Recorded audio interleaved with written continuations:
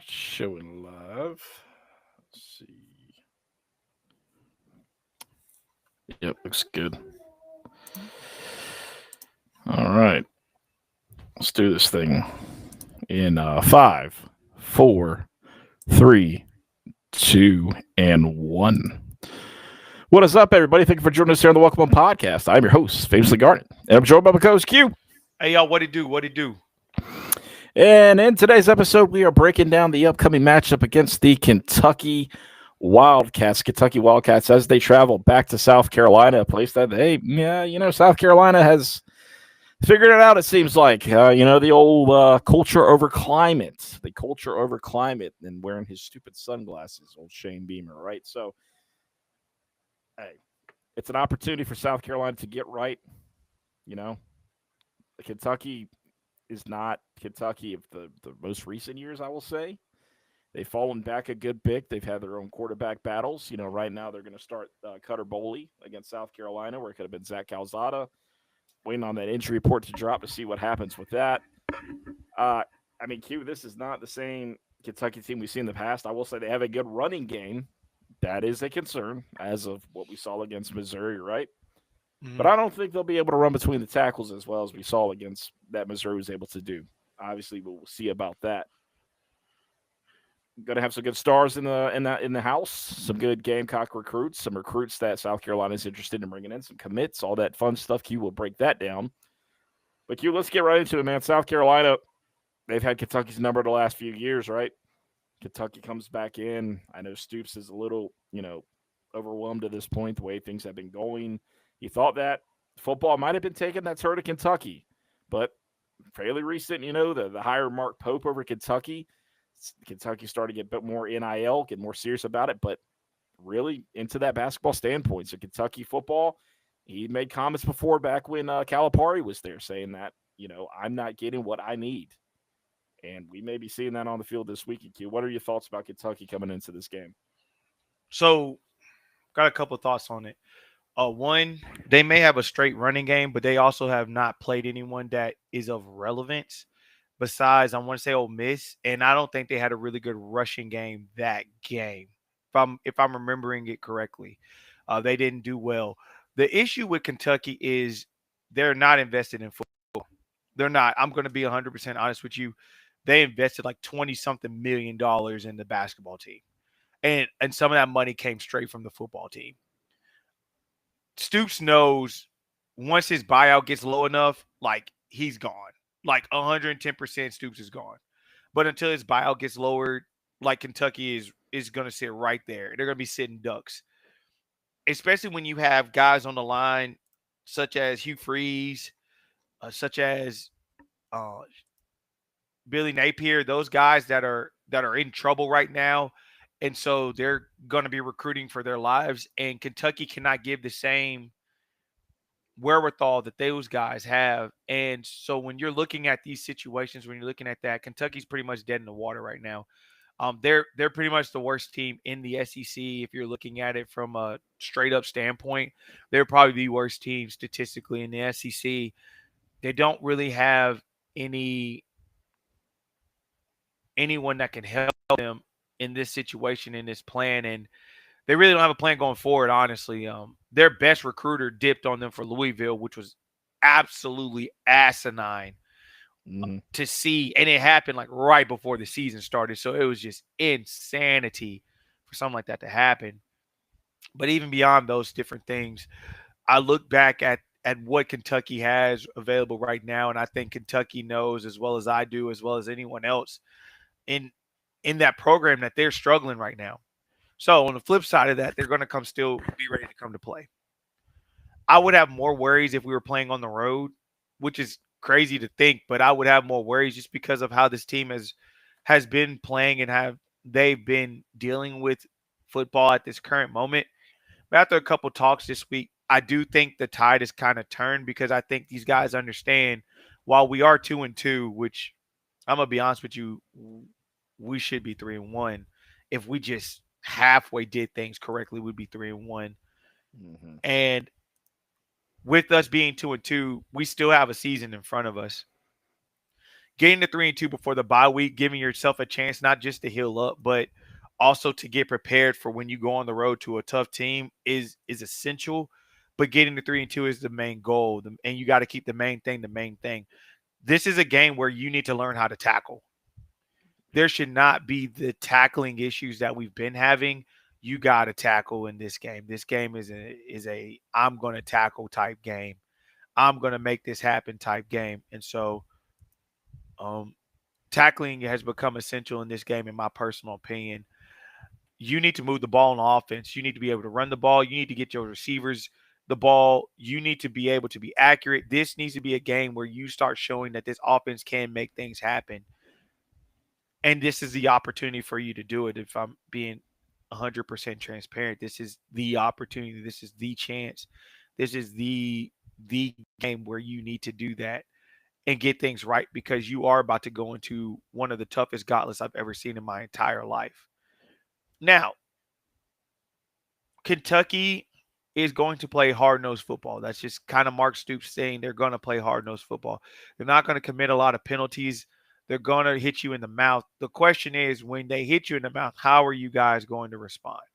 And that's been my question on what South Carolina is going to do, especially at home. If I'm South Carolina, I'm trotting out Thompson,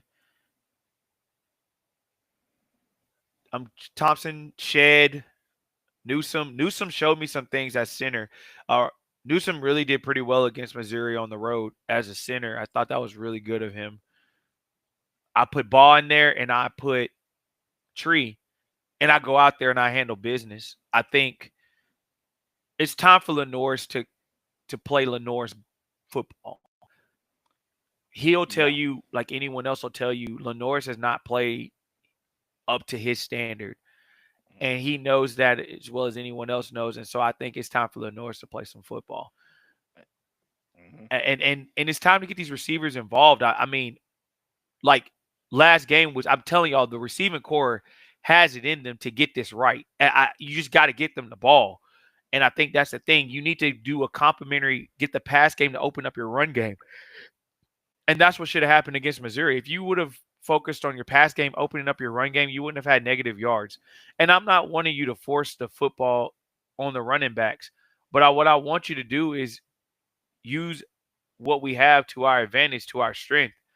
And to me, that's where we've lacked, in my personal opinion, is moving to our strengths, which is the right side of the offensive line. Casey Henry did a really good job, but he's banged up. But Tree's done an excellent job as well. And Trayvon Ball, I don't know about you, but I have not had no issues with the offensive line, truthfully telling, on that right side. Well, no. And a lot of people, this is what needs to be put out there. And I don't think people truly understand about where the pass blocking grades are so far for the season. I understand a lot of things haven't happened the way they're supposed to. Obviously, the Norse being injured in one of the games, I mean, that takes away a lot. But to put it in perspective, I mean, Casey Henry, he's top 5 in the SEC in pass blocking right now at the tackle position. I mean, he grades out at 85.7. That puts him 4th right now, okay?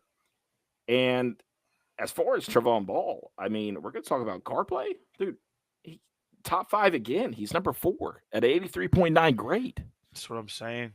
Like, if he was hurt last game, I get it. And, I mean, if you feel like he couldn't play the snaps, but I feel like Trayvon Ball is your best right guard. Just like I feel like Tree Babalati should be playing too.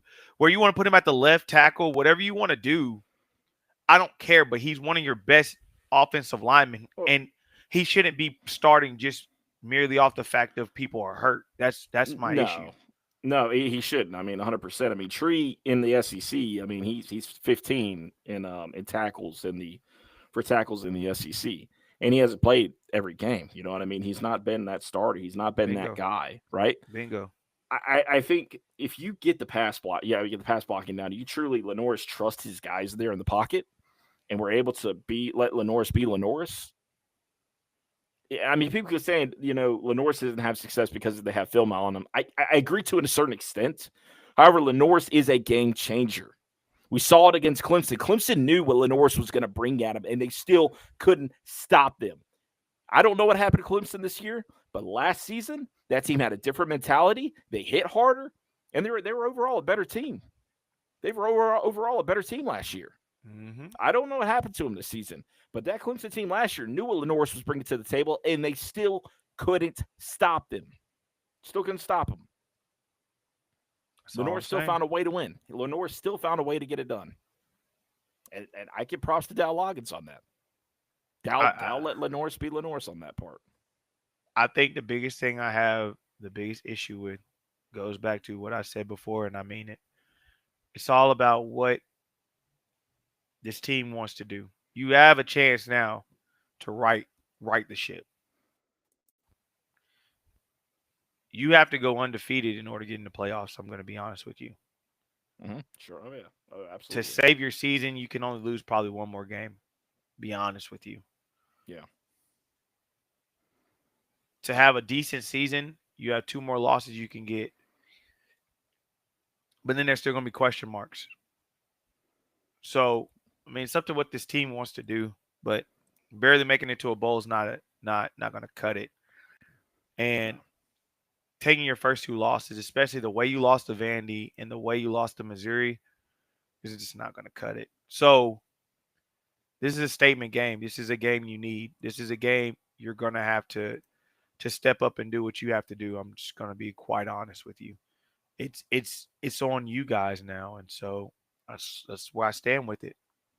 Yeah, I 100% agree. And Q, I will say this, with Kentucky having a bye week so early in the season, because guys, they didn't play football last week, and I'm going to tell you, coming off of this is who's Kentucky's played so far. Toledo, which the 1 possession game win over Toledo, right? 8 points. You lost at Ole Miss, you lost to Ole Miss at home, and you beat Eastern Michigan 48-23. But after that, you had your bye week, the following week after September 13th. That early having a bye week and kind of not really knowing where your offense is going, I think that plays into South Carolina's favor. Because Kentucky is not healthy. That injury report that dropped the other day clearly shows that Kentucky has injury issues all around the team. Has a new one dropped or no? It has not. They are way late, way behind getting that one out. I'm actually thoroughly shocked because we are coming up on 9:00 and we still don't have an injury report yet. Which I normally have that 30 minutes ago. Right. But I mean, like I said, I just think we're the better team. We're the more talented team. And I feel like we need to show it. I just feel like that's where we need to do, and we need to show it this weekend.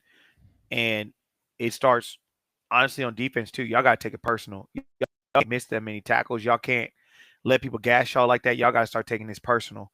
And offensively, y'all got to start moving the ball. That's where the rubber meets the road. Let's see what you guys are able to do. It's time for y'all to wake up, and it's time for y'all to do something. I got to tell you, man, like that. We talked to Kawan after the game on that and the tackling technique and how poor it was. And I'm going to tell you again, he'll join us, in the space after on Twitter on Saturday night. He recorded an episode with us on Monday, but due to technical difficulties, we weren't able to get that out. You can watch the replay. It's out there. It's on Twitter. It's on YouTube, on our YouTube channel, The Welcome On Podcast. You can also find it on the Facebook page at Families of Garnet.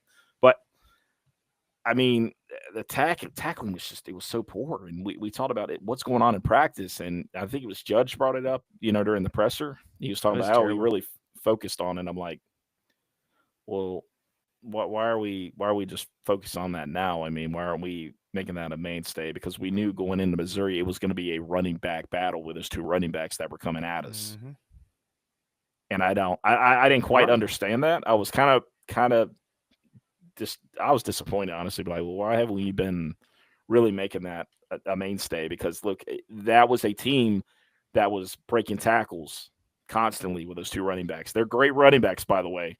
And that's the only reason they won. If you call a spade, that's why we lost. That's 110% why we lost. You let a team run all over you for no reason. Mm-hmm. No reason at all. You stop the run there. They couldn't pass the ball well. You stop the run there.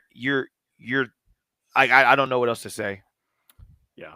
As far as injury report on our end, at least as far as what we have at this moment, The only guys that are for sure out right now is Case and Henry and Nolan Hay. They are completely ruled out for this weekend. However, DQ Smith, Judge Collier, Buddy Mack, and then Gabriel Brinlow Dindy, those guys, they're going to play. And I think Michael Smith, I think we'll see the first look of him this season. Thank so God. That'd be good. Yeah. I mean, we've seen him, but my God, I want more Michael Smith, bro. Yeah. Yeah. Michael Smith is an incredible athlete. We need to get him involved and get him involved early. And he brings that. He brings like that Jarrell Adams feel, you know what I mean? Remember when Jarrell Adams was at South Carolina, a fantastic athlete, and we just, for whatever reason, Spurrier just could not place him in our offense. And I never understood why we could never get it right with him. But who knows? Yeah, but it's going to be good to get those guys back. I mean, especially Brinlow Dindy. I mean, he's been fantastic in the middle so far at South Carolina. He's been a great addition. I mean, just if we could get more from our edges, Dylan Stewart, more effort. I mean, I don't ask for much. I mean, we just put more out there, put more out there. So I like South Carolina's chances against Kentucky. I mean, you're not asking for the world there. I mean, they're not a great football team, as you've already talked about. They're not a great program, and it's a team that South Carolina historically has had their number. So just do what you got to do, man. Do what you got to do. You go 3-2 until the bye week, things start clicking. That's all I'm saying. Things start clicking. That's all I'm saying. It's all about focus. We come out 7:45 kickoff. Let's come out focused. Let's get this thing done. Let's get it done. Yeah, I mean it's quite that it's that easy, guys. Honestly, that's all it is. It's that easy. It's that easy. I'm interested though. As far as looking into the future, LSU just did announce that their defensive end is out for the season, so that's unfortunate for them. Their starting defensive end. That's actually a huge loss for LSU. Looking at John Mateer over at Oklahoma Q. I think he's out for our game too. You think he's going to be out that long?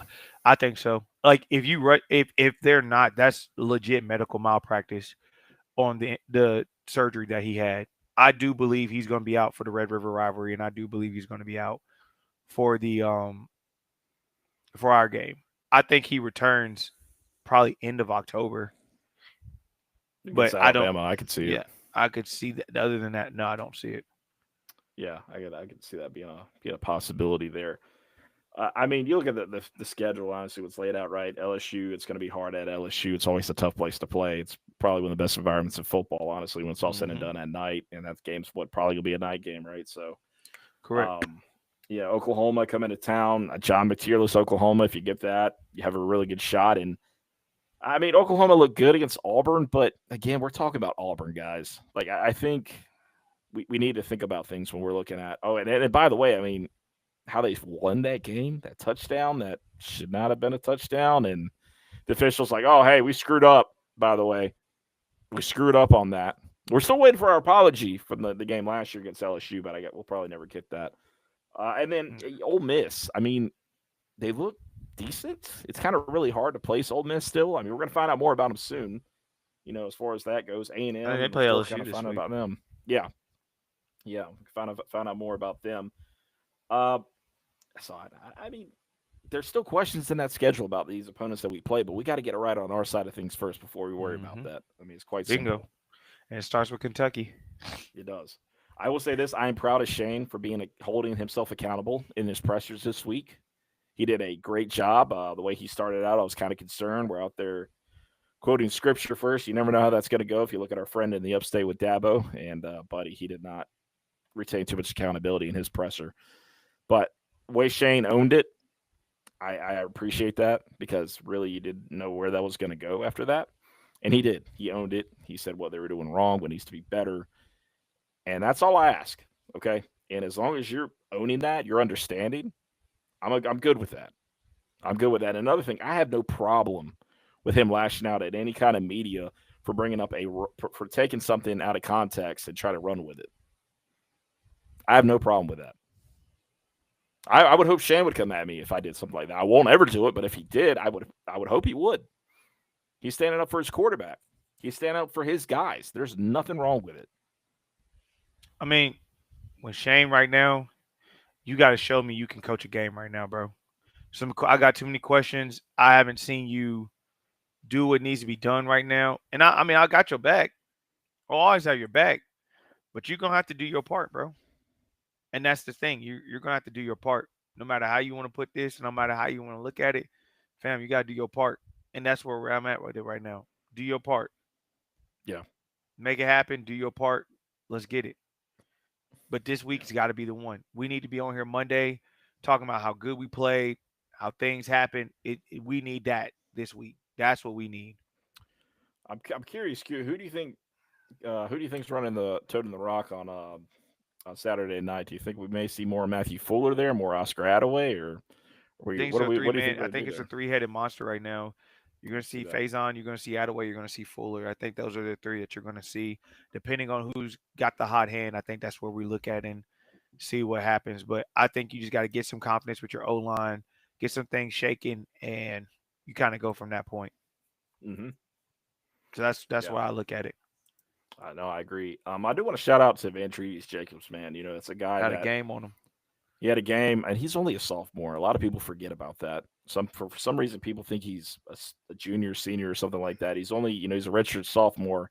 Came out of Florida State, transferred out of Florida State, and he had a game.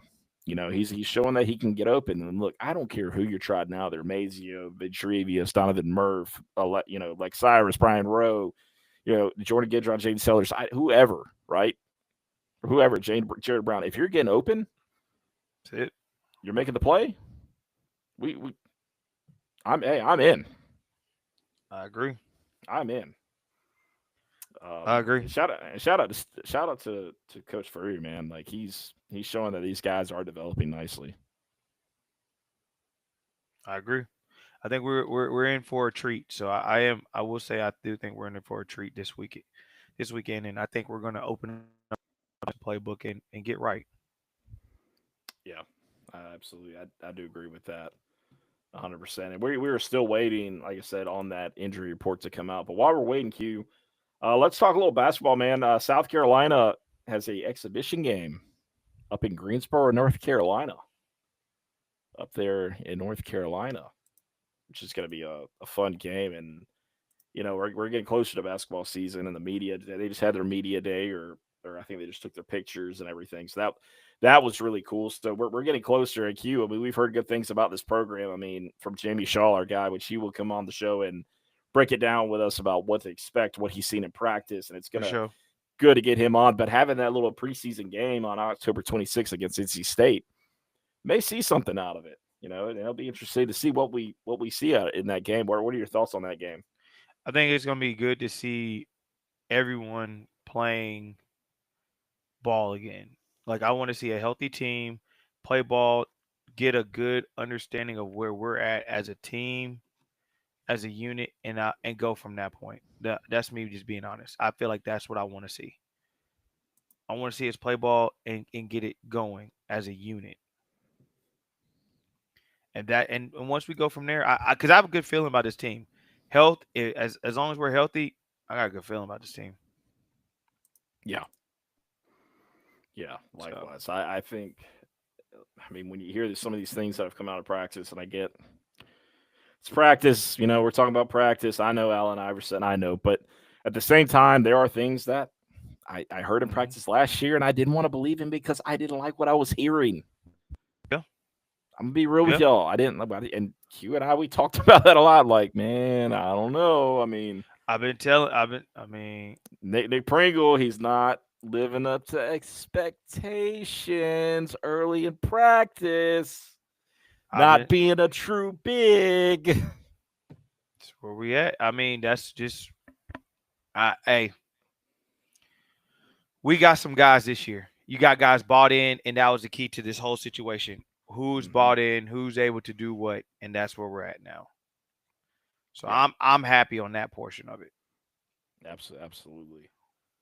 Yeah, no, 100%. I mean, South Carolina's doing everything they can on that court, man, and obviously Dawn's going to get her stuff rolling here soon. I want to Hmm. shout out to the softball coach, man, and all Ashley Chastain Woodard, and just continuing to recruit on the highest level as she's doing right now, man. She's landing some great names out there, and I can't wait to cover this team this year. I'm thoroughly hyped about covering them, honestly, to see what they can do. I mean, they put on a show last year, and that's just the beginning, right? That's just the beginning.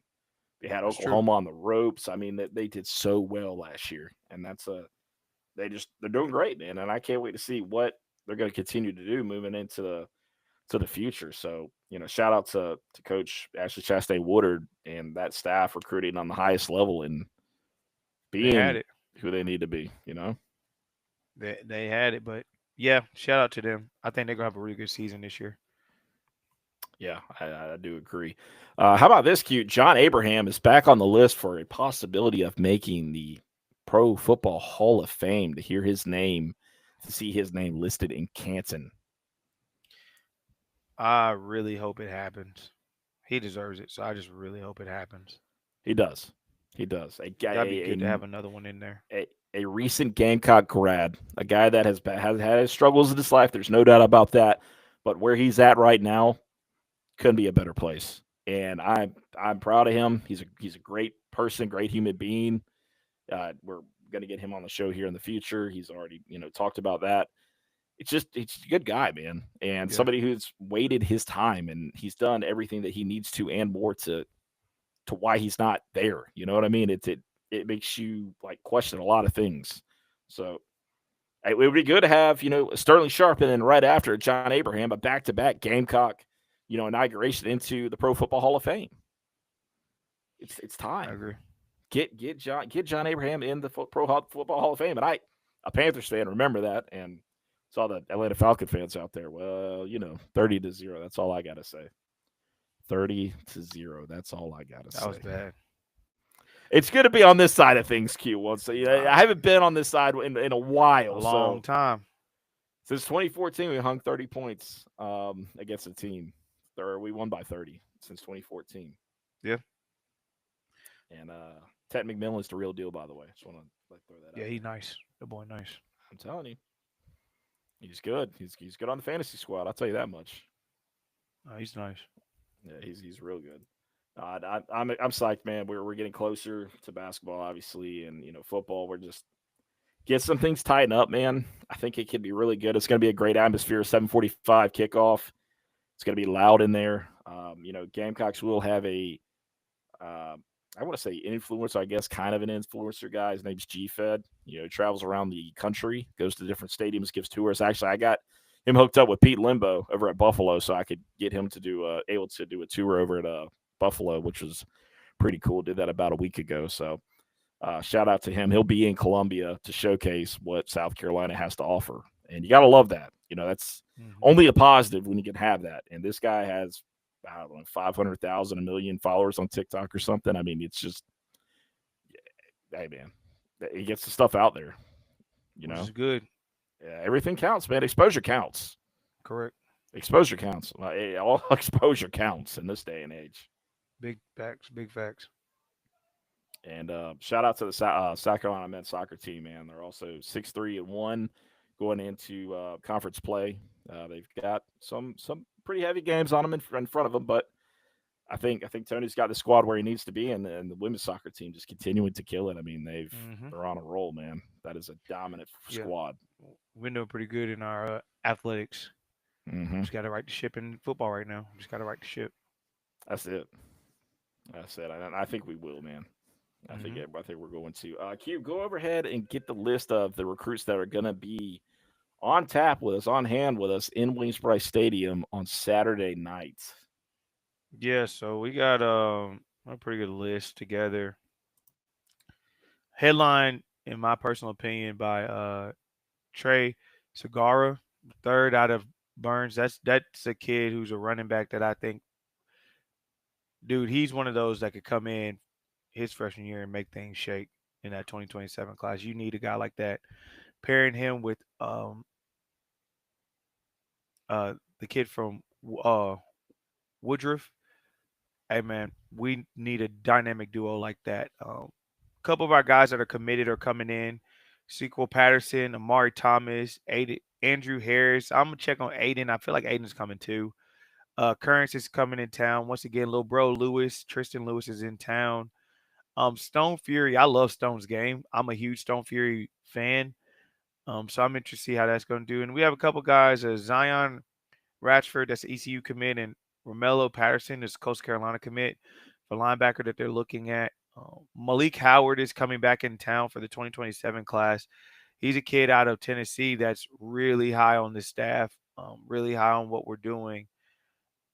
Davion Jones is another one that's coming back in town from West Charlotte. Big um, priority. And like I said, with Trey, I think we've really started taking the lead with Trey. I think Trey, the running back, I think we've done a pretty good job. Brady Hull's back in town, which I think that recruitment is very, very. What do they say? That's like intriguing. I'm intrigued by Brady Hull's what he's going to be able to do. So I'm intrigued to see if we were able to finish that off because I think he really wants to be here too. And so I mean we have a good list. This is just an initial list. I think more kids will come out come Friday. Biggest thing about it is just getting the win, bro. Making a good atmosphere and let's get this dub. Yeah. Yeah, you have it in front of you. Now go out there and take it and make the most of it. I mean, because you have a lot of stars in, and a lot of stars building.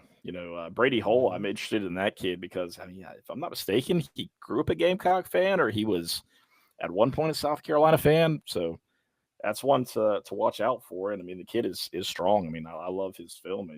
He's solid. As far as Segura goes, yeah, I mean, David Segura or the other name he goes by out there in the upstate. I mean, he's good, and we haven't had a running back from Burns in a while, obviously, right? Looking at you, Marcus Lattimore. It's going to be interesting, It's going to be really interesting to see what happens with this. I like that kid's film, and he's running really well this season. The highlights, the stats, they back that up. So I'm interested to see what that looks like, as we get closer to closing out this class, though, for 2026, Q, is there anybody that you see on the radar that could make a move or somebody that could potentially flip? There's a couple kids. I'm not ready to say yet, but there are a couple kids. I got a couple. There's a couple logs on the fire. I'm still monitoring, and once I get past the LSU game, I'm probably gonna check it out and probably kind of expose that for a second. I want to check on a few things first before I kind of get to that road. But I mean, these are guys besides the ones that are already have been exposed out here and already talked about. But I think it also is dependent on the season. So we got to see what happens with the season first, and then we can kind of like go from that point and let's see what happens. So Yeah, absolutely. And for ones who didn't forget, Darius Gray is still a 5-star for South Carolina, and new rankings have been done, but Gray still stays a 5-star recruit. A lot of people talk about the Gamecock drop, and I mean that probably does exist, honestly, from everything that I've ever gathered from the outside world in recruiting. So that always tracks. But look, man, it's a nice class that South Carolina currently has. They've done well. You're bringing up some big names, and obviously when that class gets signed, man, whenever these early enrollees come in, we'll talk more about that. But finish strong. I mean, that's it. It's a rough spot we're in right now. It's a rough patch. You're 2-2, but you can go 3-2 real quick, real fast, and you can make this into something. You can get momentum that quick. You can get it back that quick. That's football. It's college football 101 for you, right? I agree. So let's do it, Q. Do you have anything else before we wrap it up, my guy? That's it, man. See y'all tomorrow or see y'all Saturday.